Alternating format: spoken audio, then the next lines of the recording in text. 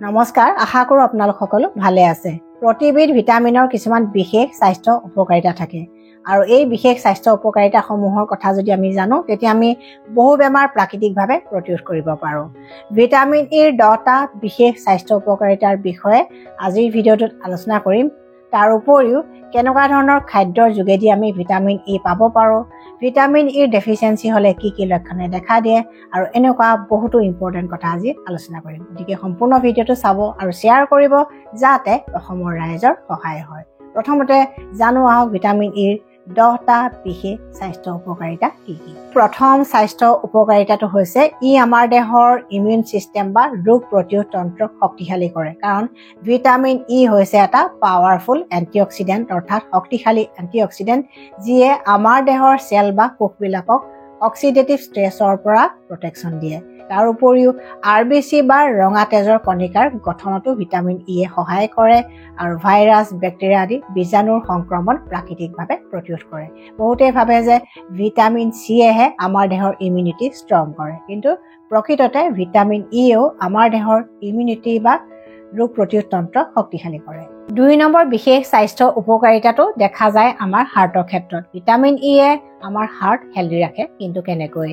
আমাৰ heart healthy থাকিবলৈ হ'লে অপকাৰী LDL নামৰ কলেষ্ট্ৰল আৰু ট্ৰাইগ্লিচাইড দুয়োটাই নিয়ন্ত্ৰণত থাকিব লাগিব আৰু ব্লাড প্ৰেছাৰো নিয়ন্ত্ৰণত থাকিব লাগিব। বিভিন্ন গৱেষণাৰ তথ্যৰ মতে ভিটামিন ই যুক্ত খাদ্যই LDL কলেষ্ট্ৰল আৰু ট্ৰাইগ্লিচাইড দুয়োটাই নিয়ন্ত্ৰণ কৰি ৰাখে আৰু ব্লাড প্ৰেছাৰো নিয়ন্ত্ৰণ কৰি ৰাখে। গতিকে এইকেইটা পেৰামিটাৰ যদি ঠিকে থাকে তেতিয়া আমাৰ হাৰ্টটো নেচাৰেলি ভাল হৈ থাকে। তদুপৰি ভিটামিন ইক এটা নেচাৰেল ব্লাড থিনাৰ বুলি কোৱা হয়, অৰ্থাৎ আমাৰ ব্লাড ভেচেল বা ৰক্তবাহী নলিকাবিলাকত তেজ গোট নমৰাকৈ ৰাখে। গতিকে ই হাৰ্ট এটেক আৰু ষ্ট্ৰোক আদি নেচাৰেলি প্ৰিভেণ্ট কৰে বা প্ৰতিৰোধ কৰে। গতিকে ভিটামিন ইয়ে আমাৰ হাৰ্টটো নেচাৰেলি হেল্ডি কৰি ৰাখে। 3 নম্বৰ বিশেষ উপকাৰিতাটো দেখা যায় আমাৰ লিভাৰৰ ক্ষেত্ৰত। আজিকালি বহুত মানুহে ভুগি থকা এটা বেমাৰ হৈছে নন এলকহলিক ফেটি লিভাৰ ডিজিজ, অৰ্থাৎ যিসকলে মদ্যপান নকৰে তেওঁলোকৰ লিভাৰ যদি ফেট জমা হয় তেতিয়া তাক কোৱা হয় নন এলকহলিক ফেটি লিভাৰ ডিজিজ। আৰু এই বেমাৰটো যিসকলে ভুগি থাকে তেওঁলোকৰ লিভাৰ ফাংচন যদি টেষ্ট কৰা যায় তেতিয়া SGPT, SGOT আদি লিভাৰ এনজাইমছবিলাকৰ পৰিমাণ বাঢ়ি থকা দেখা যায়, অৰ্থাৎ এইবিলাকৰ যিবিলাক লেভেল নৰ্মেল লেভেল আছে সেইবিলাকৰ পৰিমাণটো খেলি মেলি দেখা যায়। আৰু বিভিন্ন গৱেষণাৰ তথ্যৰ মতে ভিটামিন ই যুক্ত খাদ্য আৰু ওমেগা 3 ফেটি এচিড যুক্ত খাদ্য একেলগে খালে এই লিভাৰ এনজাইমছবিলাক নৰ্মেললৈ আহে আৰু লিভাৰত ফেট জমা সহজতে নহয়। 4 নম্বৰ স্বাস্থ্য উপকাৰিতাটো আমাৰ ব্ৰেইনৰ ক্ষেত্ৰত দেখা যায়। ভিটামিন ইয়ে আমাৰ ব্ৰেইন হেল্থটো ভালে ৰাখে, অৰ্থাৎ ভিটামিন ইয়ে ব্ৰেইন ফাংচন বিশেষকৈ কগনিটিভ ফাংচনটো ইনক্ৰিজ কৰে বা বৃদ্ধি কৰে। আৰু ভিটামিন ইয়ে আমাৰ স্নায়ুতন্ত্ৰকো শক্তিশালী কৰে। মাংসপেশীবিলাকৰ প্ৰপাৰ ফাংচনিং অৰ্থাৎ মাংসপেশীবিলাক সক্ৰিয় কৰি ৰখাটো ভিটামিন ই যথেষ্ট প্ৰয়োজন হয়। আৰু বিভিন্ন গৱেষণাৰ তথ্যৰ মতে ভিটামিন ইয়ে এলজেইমাৰ ডিজিজ নামৰ বেমাৰটো প্ৰতিৰোধ কৰে, যিটো বেমাৰত আজিকালি বেছিভাগ মানুহে ভুগি থাকে। 5 নম্বৰ বিশেষ উপকাৰিতাটো হৈছে যে ভিটামিন ইয়ে আমাৰ চকুৰ দৃষ্টিশক্তি অটুট ৰখাত সহায় কৰে। আমি সকলোৱে ভাবোঁ যে আমাৰ চকুজুৰি ভালে ৰখা ভিটামিনটো হৈছে ভিটামিন এ, কিন্তু প্ৰকৃততে ভিটামিন এৰ লগতে ভিটামিন ই আৰু ভিটামিন চিও আমাৰ চকুৰ কাৰণে সমানে দৰকাৰী। 6 নম্বৰ উপকাৰিতাটো আমাৰ হাওঁফাওঁ বা লাংছৰ ক্ষেত্ৰত দেখা যায়। ভিটামিন ইয়ে আমাৰ হাওঁফাওঁক সবল আৰু শক্তিশালী কৰে, ইমিউনিটি ষ্ট্ৰং কৰে। গতিকে হাঁপানি, ব্ৰংকাইটিছ আদি বেমাৰবিলাক প্ৰাকৃতিকভাৱে প্ৰতিৰোধ কৰাত সহায় কৰে। 7 নম্বৰ বিশেষ উপকাৰিতাটো দেখা যায় মেল ৰিপ্ৰডাক্টিভ ছিষ্টেম বা পুৰুষ প্ৰজনন তন্ত্ৰৰ ক্ষেত্ৰত। ভিটামিন ইয়ে পুৰুষসকলৰ শুক্ৰাণু বা স্পাৰ্ম হেল্ডি ৰাখে, স্পাৰ্ম কাউণ্ট ইনক্ৰিজ কৰে, অৰ্থাৎ শুক্ৰাণুৰ সংখ্যা বঢ়ায়, স্পাৰ্মৰ কোৱালিটি কোৱান্টিটি ইম্প্ৰুভ কৰে, ইনফাৰ্টিলিটি দূৰ কৰে। আৰু পুৰুষসকলৰ টেষ্টষ্টেৰন হৰমনৰ লেভেল নৰ্মেল হৈ থকাটো ভিটামিন ইয়ে সহায় কৰে। আৰু আজিকালি পুৰুষসকলৰ স্পাৰ্মৰ কিছুমান ডিফেক্টৰ কাৰণে বা হৰমনৰ কিছুমান ডিফেক্টৰ কাৰণে মেল ইনফাৰ্টিলিটি হয় আৰু সন্তানহীনতাৰ কাৰণ হৈ পৰে। গতিকে যিসকল পুৰুষৰ সন্তানহীনতাৰ সমস্যা আছে বা যিসকল দম্পতীৰ সন্তানহীনতাৰ সমস্যা আছে তেওঁলোকৰ ক্ষেত্ৰত পুৰুষসকলকো ভিটামিন ই যুক্ত খাদ্য খোৱাত গুৰুত্ব দিবলৈ কোৱা হয়। ভিটামিন ইৰ 8 নম্বৰ উপকাৰিতাটো লাভ কৰে মহিলাসকলে। ভিটামিন ইয়ে মহিলাসকলৰ ৰিপ্ৰডাক্টিভ চিষ্টেম বা প্ৰজনন তন্ত্ৰটোক হেল্ডি ৰাখে, ইষ্ট্ৰজেন প্ৰজেষ্টৰন নামৰ হৰমন দুটাও বেলেঞ্চ কৰি ৰাখে আৰু মহিলাসকলৰ ফাৰ্টিলিটি বা উৰ্বৰা শক্তি বৃদ্ধি কৰে। যিসকল যুৱতী বা মহিলাৰ মাহেকীয়াৰ সময়ত তলপেটৰ বিষ হয় তেওঁলোকৰ কাৰণে ভিটামিন ই খুব দৰকাৰী, কাৰণ ভিটামিন ইয়ে নেচাৰেল পেইন কিলাৰ হিচাপেও কাম কৰে। আৰু যিসকল যুৱতীৰ PCOD বা PCOSৰ সমস্যা আছে তেওঁলোকৰ কাৰণেও ভিটামিন ই যুক্ত খাদ্য খুব উপকাৰী। আৰু যিসকল মহিলাৰ মেনপজ হৈছে বা ৰজন নিবৃত্তি হৈছে তেওঁলোকৰ কিছুমান উপসৰ্গ বা লক্ষণ থাকে, যেনে হট ফ্লাছ হয় বা বুকুৰ ধপধপনি হয় বা এনেকুৱা ধৰণৰ কিছুমান সমস্যা মেনপজৰ সময়ত আহে, যিবোৰ ভিটামিন ই যুক্ত খাদ্যই কম কৰে। গতিকে 9 নম্বৰ স্পেচিয়েল বেনিফিটটো আমাৰ চুলিৰ ক্ষেত্ৰত দেখা যায়। ভিটামিন ইয়ে আমাৰ চুলিখিনি নেচাৰেলি হেল্ডি কৰি ৰখাত সহায় কৰে। কিন্তু কেনেকৈ? আমাৰ মূৰৰ যিখন স্কিন থাকে তাক কোৱা হয় স্কেল্প। ভিটামিন ইয়ে এই স্কেল্পখন হেল্ডি কৰি ৰখাত সহায় কৰে আৰু স্কেল্পত ব্লাড চাৰ্কুলেশ্যন অৰ্থাৎ তেজৰ চলাচল ইনক্ৰিজ কৰে বা বৃদ্ধি কৰে, যাৰ কাৰণে চুলিখিনিয়ে প্ৰপাৰ নিউট্ৰিশ্যন পায় আৰু প্ৰপাৰ নিউট্ৰিশ্যন পালে চুলিখিনিয়ে ভালদৰে গ্ৰোথ হোৱাত সহায় হয়। ভিটামিন ইয়ে চুলিৰ নেচাৰেল অইল বেলেঞ্চটো ধৰি ৰখাত সহায় কৰে, গতিকে চুলিখিনি নেচাৰেলি শ্বাইনিং কৰি থাকে। আৰু সূৰ্যৰ ক্ষতিকাৰক আল্ট্ৰাভায়লেট ৰশ্মিৰ পৰাও এই চুলিখিনিক প্ৰটেকশ্যন দিয়ে। গতিকে ভিটামিন ই যুক্ত খাদ্য খোৱাত গুৰুত্ব দিলে চুলিৰ সমস্যাও কমি থাকে আৰু চুলিখিনি দেখাটো ধুনীয়া হৈ থাকে।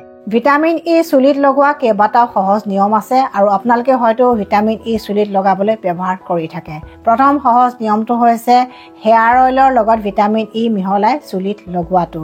শ্বেম্পু কৰাৰ আগত হেয়াৰ অইলৰ লগত ভিটামিন ই মিহলাই যদি লগোৱা যায় তেতিয়া চুলিখিনি ছফ্ট হয়, চিল্কি হয়।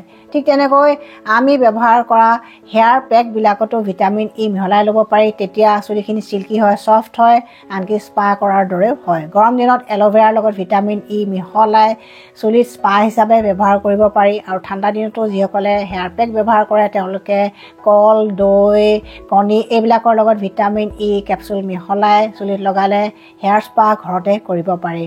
গতিকে যিসকলে যিদৰে সুবিধা হয় তেওঁলোকে ভিটামিন ই চুলিত ব্যৱহাৰ কৰিব পাৰে আৰু নিশ্চয় ভাল ৰিজাল্ট পাব। ভিটামিন ইৰ 10 নম্বৰ উপকাৰিতাটো আমাৰ স্কিনৰ ক্ষেত্ৰত দেখা যায়, যিটো কথা সকলোৱে জানে আৰু সেইবাবে স্কিনত ভিটামিন ই ব্যৱহাৰ কৰে। কিন্তু ভিটামিন ই আমাৰ স্কিনৰ কাৰণে কিয় উপকাৰী তাৰ কাৰণবিলাক জানি লওঁ আহক।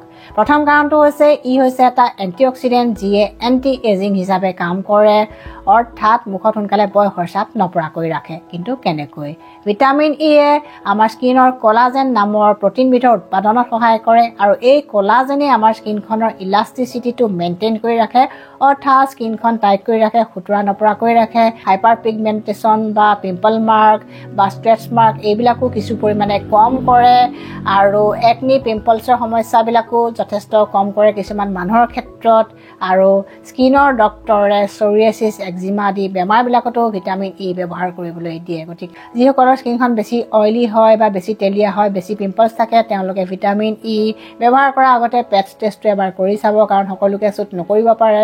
গতিকে স্কিনত ব্যৱহাৰ কৰাৰ আগতে ডিঙিত বা দেহৰ অন্য অংশত লগাই পৰীক্ষা কৰি চাব, তাৰপিছতহে আপোনালোকে ব্যৱহাৰ কৰিব।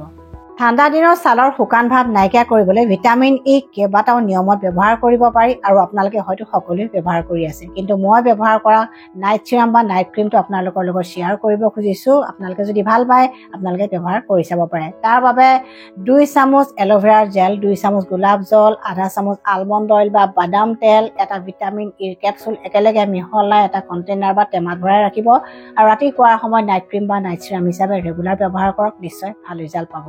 অৱশ্যে ব্যৱহাৰ কৰাৰ আগতে আপোনালোকে পেটছ টেষ্টটো কৰি চাব, অৰ্থাৎ মুখত লগোৱাৰ আগতে ডিঙিত বা হাতৰ যিকোনো অংশত লগাই চাব। যদি এলাৰ্জি খজুৱতি একো হোৱা নাই তেন্তে সেইটোৱে শ্বুট কৰিছে বুলি নিশ্চিত হ'ব আৰু ৰেগুলাৰ ব্যৱহাৰ কৰিব পাৰে। ভিটামিন ইৰ প্ৰাকৃতিক উৎসবিলাক কি কি সকলোৱে জনাটো দৰকাৰ। প্ৰথম ভাল উৎস হৈছে হুইটজাৰ্ম অইল, যিটো বজাৰ কিনিবলৈ পোৱা যায় আৰু আটাইতকৈ বেছি ভিটামিন ই এইটো বস্তুতেই থাকে। আৰু 2 নম্বৰ স্থানত আছে ছানফ্লাৱাৰ চিড বা সূৰ্যমুখী গছৰ গুটি। সকলোবিলাক চিডতে বা গুটিতে ভিটামিন ই পোৱা যায়, কিন্তু ছানফ্লাৱাৰ চিডত বেছিকৈ পোৱা যায়। তাৰপিছতে পিনাট বা ৰঙা বাদাম, কাঠবাদাম বা আলমণ্ড এইবিলাকতো ভিটামিন ই পোৱা যায়। গতিকে এনেকুৱা খাদ্যবোৰ খাদ্য তালিকাত অন্তৰ্ভুক্ত কৰিলে ভিটামিন ইৰ ডেফিচিয়েঞ্চি নহয়। আৰু ঠাণ্ডা দিনত ব্ৰকলি, পালেং শাক, বিলাহী আদিতো ভিটামিন ই পোৱা যায় আৰু লিফি ভেজিটেবলছবিলাকত পোৱা যায়। গতিকে শাক পাচলি খাই থাকিলে ভিটামিন ইৰ ডেফিচিয়েঞ্চি নহয়।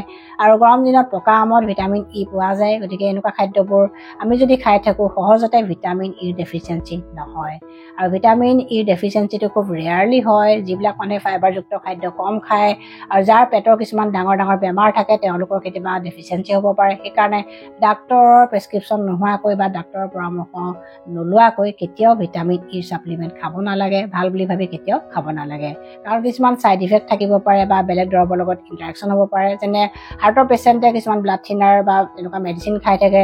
গতিকে ভিটামিন ই ছাপ্লিমেণ্ট যদি তেওঁলোকৰ পৰামৰ্শ নোলোৱাকৈ খায় তেতিয়া দৰৱৰ লগত ইণ্টাৰেকশ্যন হৈ সমস্যা জটিল হ'ব পাৰে। গতিকে কেতিয়াও আমি দৰৱবিলাক ডক্তৰৰ পৰামৰ্শ নোলোৱাকৈ খাব নালাগে।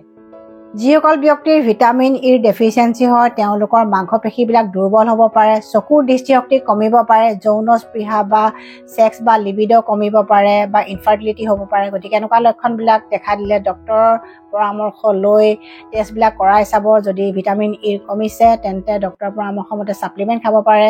গতিকে এই সকলোবিলাক কথা আজি আপোনালোকৰ লগত শ্বেয়াৰ কৰিলোঁ, কাৰণ বহুত বহুতৰে ভুল ধাৰণা থাকে। গতিকে ভুল ধাৰণাবিলাক যাতে দূৰ হওক তাৰে আশা কৰি ভিডিঅ'টো বনালোঁ। আৰু আপোনালোকে যদি ভাল পাইছে শ্বেয়াৰ কৰিব। নতুন ভিউৱাৰ্ছসকলে মোৰ চেনেলটো ছাবস্ক্ৰাইব কৰিবলৈ নাপাহৰিব। Stay healthy, stay happy.